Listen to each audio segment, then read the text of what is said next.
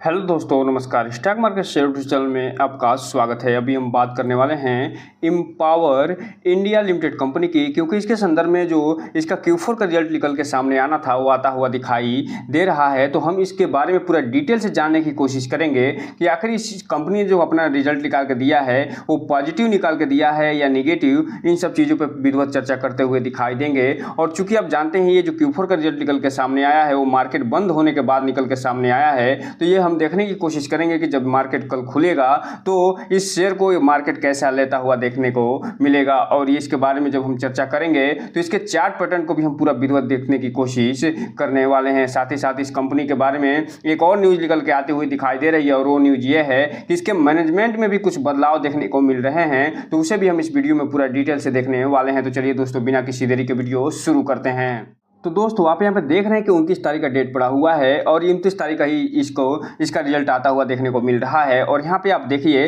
कि इसका जो स्टैंड एलोन के साथ साथ ये कंसोलिडेटेड जो डेटा है वो भी जारी करते हुए दिखाई दे रहे हैं। और इसका जो कंसोलिडेटेड डेटा जो जारी किया गया है उसमें जो सब्सिडरीज कंपनियां होती हैं उसका भी डेटा इसमें शामिल होता हुआ दिखाई देता है, और इसका जो स्टैंड एलोन जो डेटा है वो भी इसमें शामिल होता हुआ दिखाई देता है। इसलिए हम इस वीडियो में सिर्फ कंसोलिडेटेड रिजल्ट को ही देखने वाले हैं। और साथ ही साथ यहाँ पे अगर हम बात करें तो कुछ मैनेजमेंट में भी बदलाव देखने को मिल रहे हैं। और यहाँ पे ये बताया गया है कि जो कुछ अपॉइंटमेंट करते हुए ये नज़र आ रहे हैं कि जो मिसेस जैसे जो प्रैक्टिसिंग जो कंपनी सेक्रेटरीज है वो सेक्रेटरियल जो ऑडिटर हैं उसके पद पे ये अपॉइंट होते हुए देखने को मिल रहे हैं फाइनेंशियल ईयर 2023-24 के लिए। साथ ही साथ जो मिसेज जो पूनम पाटनी एंड कंपनी है वो फिलहाल internal auditor of the company बनते हुए दिखाई दे रहे हैं फाइनेंशियल ईयर 2024-25 के लिए। और यहीं पे एक चीज़ और निकल के आती हुई दिखाई दे रही है, और ये कि जो बोर्ड मीटिंग होते हुए दिखाई दे रही है 5:30 बजे से लेकर 7 बजे तक होते हुए दिखाई दे रही है, और 7 बजे के बाद ही ये जो रिजल्ट आता हुआ दिखाई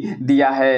रिजल्ट देखने से पहले थोड़ा सा हम बात कर लें इसके सब्सिडरीज कंपनियों की। तो यहाँ पे आप देख रहे हैं कि ये जो कंपनी फिलहाल 5 सब्सिडरी कंपनी के माध्यम से काम करते हुए दिखाई देती है, जिसमें जो पहली सब्सिडरी है वो है एम्पावर बॉलीवुड प्राइवेट लिमिटेड, अर्थात ये बॉलीवुड में काम करते हुए दिखाई देती है। इसके अलावा जो एम्पावर ट्रेडेक्स जो प्राइवेट लिमिटेड है ये ट्रेड क्षेत्र में काम करते हुए दिखाई देती है। और इसके अलावा जो एम्पावर ई वेंचर LLP है फिलहाल ई वेंचर क्षेत्र में काम करते हुए दिखाई देती है। इसके अलावा जो एम्पावर हाउसिंग प्राइवेट लिमिटेड है ये हाउसिंग यानी घर के जो इंफ्रास्ट्रक्चर होता है वो डेवलप करते हुए दिखाई देती है। इसके अलावा जो एम्पावर रिटेल प्राइवेट लिमिटेड है ये रिटेल क्षेत्र में काम करते हुए देखने को मिलती है। तो इस हिसाब से आप देख रहे हैं कि इसका जो कंपनी का जो डाइवर्सिफिकेशन है वो अच्छा खासा होता हुआ दिखाई दे रहा है। और इन जो 5 कंपनियां यहाँ पे दिखाई दे रही हैं इनका भी डेटा इसके कंसोलिडेटेड रिजल्ट निकल के सामने आया है उसमें शामिल होता हुआ देखने को मिलने वाला है। अब हम अगर बात करें इसके जो कंसोलिडेटेड रिजल्ट निकल के सामने आया है उसकी, तो यहाँ पे आप देख रहे हैं ये जो सेगमेंट है फिलहाल मार्च 2024 के क्वार्टर 4 का सेगमेंट है, ये दिसंबर 2023 के क्वार्टर 3 का, और ये मार्च 2023 के क्वार्टर 4 का सेगमेंट दिखाया गया है। और यहाँ पे जो भी डेटा आप देख रहे हैं सभी के सभी डेटा फिलहाल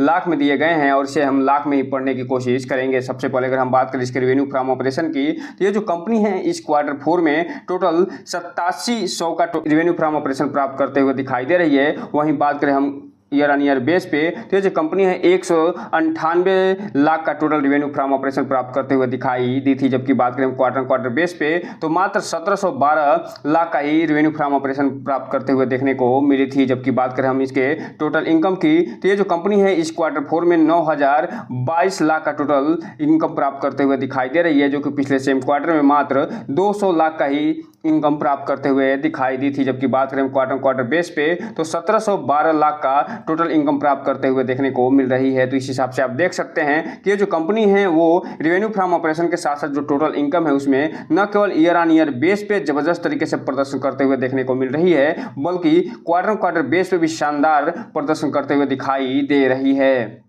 अब हम अगर बात करें इसके टोटल एक्सपेंस की, तो चूंकि आप जानते हैं कोई भी कंपनी अगर इनकम प्राप्त करती है तो उसमें कुछ खर्चे भी करते हुए दिखाई देती है। तो यहाँ पे आप देख रहे हैं कि इस क्वार्टर 4 में ये जो कंपनी है टोटल 8763 लाख का एक्सपेंस करते हुए दिखाई दे रही है, जो कि पिछले सेम क्वार्टर में ये 196 लाख का एक्सपेंस करते हुए दिखाई दी थी। जबकि बात करें क्वार्टर बेस पे तो ये जो कंपनी है 1376 लाख का एक्सपेंस करते हुए देखने को मिल रही है। तो इस हिसाब से आप देख सकते हैं कि ये जो कंपनी है इसका एक्सपेंस न केवल ईयर ऑन ईयर बेस पे जबरदस्त तरीके से बढ़ता हुआ दिखाई दे रहा है, बल्कि क्वार्टर क्वार्टर बेस पे भी इसका एक्सपेंस जबरदस्त तरीके से बढ़ता हुआ देखने को मिल रहा है। लेकिन एक चीज़ यहाँ पे आपको जरूर देखना चाहिए कि ये जो कंपनी है जो अपने एक्सपेंस में वृद्धि करी है, वो फिलहाल जो इनकम में वृद्धि हुई है, जो टोटल इनकम में वृद्धि हुई है, उसकी तुलना में कम होता हुआ दिखाई दे रहा है, जिसका प्रभाव आगे आप देखेंगे कि इसके जो प्रॉफिट बिफोर टैक्स होगा और जो इसका नेट प्रॉफिट होगा उस पर भी देखने को मिलेगा। अब हम अगर बात करें इसके प्रॉफिट बिफोर टैक्स की, तो यहाँ पे आप देख रहे हैं कि ये जो कंपनी है इसका जो प्रॉफिट बिफोर टैक्स यहाँ पे दिखाई दे रहा है, इस क्वार्टर 4 में 260 लाख का दिखाई दे रहा है, जो कि पिछले सेम क्वार्टर में लगभग 3.5 लाख के आसपास होता हुआ दिखाई दिया था। जबकि बात करें क्वार्टर बेस पे, तो ये जो कंपनी है 336 लाख का टोटल प्रॉफिट बिफोर टैक्स प्राप्त करते हुए दिखाई दी थी। तो इस हिसाब से आप कह सकते हैं कि इस कंपनी ने जो ईयर ऑन ईयर बेस पे यानी financial year to financial year धमाकेदार प्रदर्शन किया है, लेकिन क्वार्टर बेस पे ये थोड़ा सा अच्छा प्रदर्शन करते हुए दिखाई नहीं दे रही है। अब हम अगर बात करें इसके प्रॉफिट फॉर द पीरियड की, जो कि इसका वास्तविक प्रॉफिट होता है, और इस प्रॉफिट में जो टोटल इनकम होता है उसमें से टोटल एक्सपेंस के अलावा जो अदर खर्चे होते हैं और जो टैक्स होता है उन सबको घटाने के बाद जो शेष राशि बचती है वही प्रॉफिट फॉर द पीरियड या लॉस फॉर द पीरियड निकल के सामने आता है। तो इस क्वार्टर 4 में ये जो कंपनी है जो प्रॉफिट फॉर द पीरियड प्राप्त करते हुए दिखाई दे रही है, वो लगभग 250 लाख का प्रॉफिट फॉर द पीरियड प्राप्त करी है, जो कि पिछले सेम क्वार्टर में ये लगभग 54,000 के घाटे में जाती हुई दिखाई दी थी। जबकि बात करें क्वार्टर बेस पे, तो ये जो कंपनी है 336 लाख का total profit for the period प्राप्त करते हुए देखने को मिली थी। तो इस हिसाब से आप देख सकते हैं कि इस कंपनी ने ईयर ऑन ईयर बेस पे तो जबरदस्त तरीके से परफॉर्मेंस करते हुए दिखाई दी है, लेकिन क्वार्टर बेस पे जिस तरीके से इस पे अनुमान लगा कर मार्केट बैठा था उस हिसाब से ये परफॉर्मेंस करते हुए दिखाई नहीं दे रही है। और ये जो परफॉर्मेंस करी है ईयर ऑन ईयर बेस पे और जो क्वार्टर बेस पे, इसका प्रभाव आपको आगे इसके अर्निंग पर शेयर पे भी देखने को मिलेगा। अब यहीं पे अगर हम बात कर रहे हैं इसके अर्निंग पर शेयर की, तो यहाँ पे आप देख रहे हैं कि ये जो कंपनी है इसका अर्निंग पर शेयर इस क्वार्टर 4 में एक तरफ जहाँ 0.02 के आसपास होता हुआ देखने को मिल रहा है, वहीं दूसरी तरफ सेम क्वार्टर अर्थात मार्च 2023 के क्वार्टर 4 में ये 0.00 के आसपास होता हुआ देखने को मिला था। जबकि बात करें हम क्वार्टर बेस पे, तो इसका अर्निंग पर शेयर सेम होता हुआ देखने को मिल रहा है। तो इस हिसाब से आप देख सकते हैं ईयर ऑन ईयर बेस पे इसके अर्निंग पर शेयर में तो जबरदस्त तरीके से वृद्धि होते हुए दिखाई दे रही है, लेकिन क्वार्टर बेस पे जो कंपनी फ्लैट परफॉर्मेंस करके निकाल के देते हुए नजर आ रही है। तो कुल मिलाकर ये जो Q4 का रिजल्ट निकल के सामने आया है उसका लब्बो बस एक ही है कि इस कंपनी ने जो अपना Q4 का रिजल्ट पेश किया है वो फिलहाल जिस हिसाब से सोचा गया था उस हिसाब से तो पेश करते हुए नहीं दिखाई दे रही है, लेकिन ईयर ऑन ईयर बेस पे जबरदस्त तरीके से और शानदार प्रदर्शन करते हुए देखने को मिल रही है। लेकिन क्वार्टर बेस पे ये फिलहाल जिस हिसाब से मार्केट एक्सपेक्टेशन लगा के बैठा था उस हिसाब से ये परफॉर्मेंस करते हुए देखने को नहीं मिल रही है। इसलिए अगर हमें स्टार के रूप में देना हो तो इसे हम 3.5 से 3.5 स्टार देते हुए